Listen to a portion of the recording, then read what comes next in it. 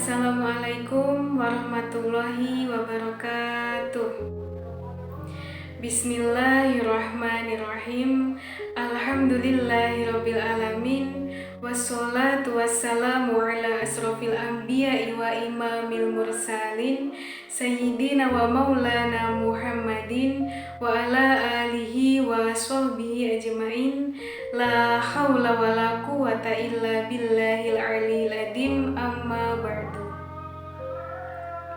Pertama-tama marilah kita panjatkan puja dan puji syukur atas kehadirat Allah Subhanahu wa Ta'ala, karena atas karunia-Nya kita dapat berjumpa dalam keadaan sehat dan selalu dalam perlindungannya.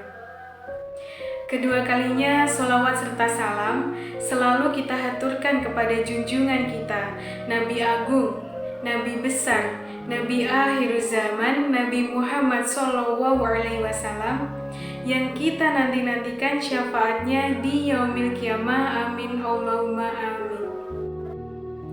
Hadirin yang berbahagia, dalam kesempatan kali ini izinkan saya untuk menyampaikan sedikit materi mengenai hidup dalam ridho Allah. Sebelumnya, marilah sama-sama kita meningkatkan rasa syukur atas segala nikmat yang telah Allah berikan kepada kita, berupa nikmat sehat, nikmat iman Islam, nikmat panjang umur, nikmat rizki yang berkah, dan nikmat-nikmat lainnya yang tentu saja kita tidak mungkin bisa menghitungnya satu persatu.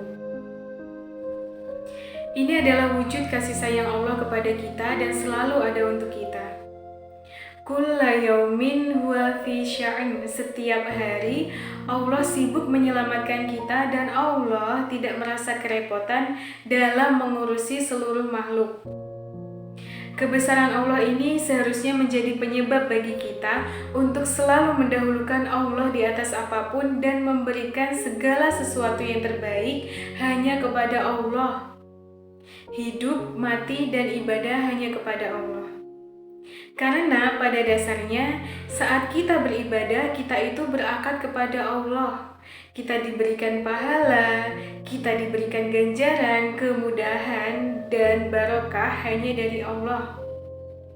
Maka dari itu, marilah sama-sama kita memurnikan niat dalam beribadah. Jangan sampai ada perasaan ria dan ingin dilihat orang lain atas ibadah kita. Ikhlas dalam beribadah, ini adalah poin pertama yang harus kita terapkan apabila kita ingin hidup dalam ridho Allah. Lalu poin atau cara yang kedua agar kita selalu hidup dalam ridho Allah adalah dengan sering menyebut asma Allah setiap hari. Apabila kita mendengar berita gembira, kita mengucapkan Alhamdulillah. Bila kita melihat suatu keindahan, kita mengucap Masya Allah. Dan bila hati kita sakit karena sesuatu, kita mengucapkan Astagfirullah. Karena satu-satunya kata atau nama yang bila disebut akan mendatangkan kebaikan hanya nama Allah, dan kemudian adalah nama Rasulullah. Setiap nama Allah yang keluar dari lisan kita akan menjadikan diri kita lebih baik dan lebih mulia, baik dari hati, pikiran, perkataan, dan perbuatan, yang nantinya ini akan menjadi benteng dan perlindungan bagi kita dalam melakukan maksiat. Entah kenapa hati merasa gelisah dan tidak tenang bila melakukan perbuatan yang tidak disenangi Allah. Ini adalah wujud perlindungan Allah kepada kita dari hati kita. Lalu langkah yang ketiga agar hidup kita selalu dalam naungan ridho Allah adalah dengan belajar yakin, iman, dan percaya. Percaya bahwa Allah adalah satu-satunya Tuhan penguasa alam, satu-satunya yang merajai seluruh yang ada di langit maupun di bumi, dan satu-satunya zat yang bisa kita mintai pertolongan dan bergantung. Wujud kita atas keimanan adalah dengan as-sam'u wa ta'at, mendengar dan taat. Melakukan segala yang Allah ridhoi, maka ridho Allah pula akan datang kepada kita. Ini sesuai dengan janji Allah pada Quran Surat Ar-Rahman ayat 60. Bismillahirrahmanirrahim. Hal jazaa'ul ihsan ilal ihsan. Tidak ada balasan kebaikan kecuali kebaikan yang lebih, dan kebaikan inilah ridho Allah. Lalu cara yang keempat agar hidup kita selalu dalam ridho Allah adalah dengan menerapkan rasa ikhlas terhadap ketetapan dan takdir yang telah Allah berikan kepada kita. Selalu berlapang dada atas ujian, cobaan, dan musibah yang menimpa kita. Karena setiap musibah yang saat ini kita hadapi pasti ada pelajaran dan hikmahnya yang mungkin pada saat ini kita belum mengerti, tapi suatu saat kita pasti akan paham. Allah telah memberikan pengaturan yang sebaik-baiknya kepada kita semua. Karena wallahu ya'lamu wa antum la ta'lamun. Allah mengetahui masa depan sedangkan engkau tidak. Selalu berbaik sangka kepada Allah dan jangan sampai ada sedikit pun pikiran negatif kepada Allah. Segala sesuatu itu mudah bagi Allah selagi kita berbuat baik, pasti Allah akan memberikan kebaikan kepada kita. Hadirin yang berbahagia, sebagai umat Islam dan beriman, kita sangat mengharapkan ridho Allah. Dan ridho Allah pula akan datang kepada mereka yang beriman, takwa, dan taat kepada Allah. Ini sesuai dengan firman-Nya pada Quran Surat At-Taubah ayat 72. A'udzu billahi minasyaitonir rajim. Wa ridwanu minallahi akbar, dzalika huwal fawzul 'adzim. Dan keridhaan Allah ini adalah sesuatu yang besar dan balasannya adalah kemenangan yang sangat besar.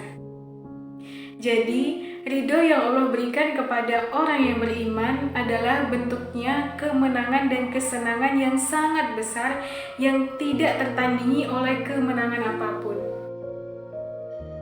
Entah kita sadari atau tidak bahwa setiap hari kita selalu berdoa kepada Allah agar diberikan ridho, diberikan petunjuk, dan diberikan jalan yang lurus.